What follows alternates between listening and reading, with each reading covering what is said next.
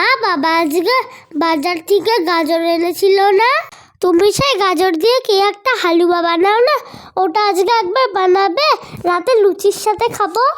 ওই গাজরের হালুয়াটা তো ওটা তো 5 মিনিটেই বানানো হয়ে যাবে।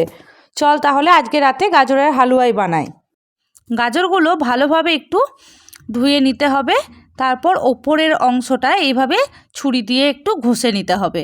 এবার দুদিকটা কেটে নিয়ে গ্রেটারে ছোট দিকটা করে ঘষে নিতে হবে সমস্ত গাজরগুলো ঘষা হয়ে গেলে গাজরের যে মাঝের অংশটা এটা কিন্তু বাদ দিয়ে দিতে হবে। মাঝখানে যে সাদা অংশটা ওটা কিন্তু দেয়া যাবে না।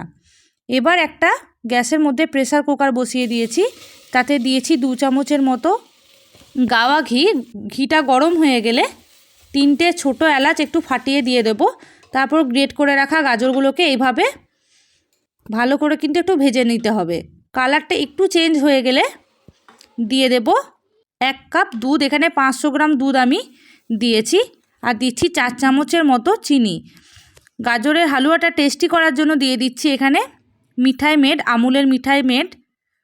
তারপর 1 চুটকি নুন দিয়ে প্রেসারটা বন্ধ করে দিয়ে একটা সিটি দিন, আর বেশ কিছুক্ষণ ঠান্ডা হওয়ার জন্য অপেক্ষা করুন, তারপর পরিবেশন করুন।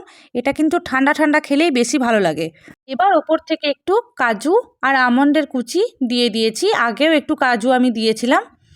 লুচি, পরোটা, রুটির সাথে কিন্তু দারুণ লাগে এই গাজরের হালুয়া খেতে। খেতে কিন্তু ভীষণ টেস্টি হয়। দেখা হচ্ছে অন্য কোনো ভিডিওতে।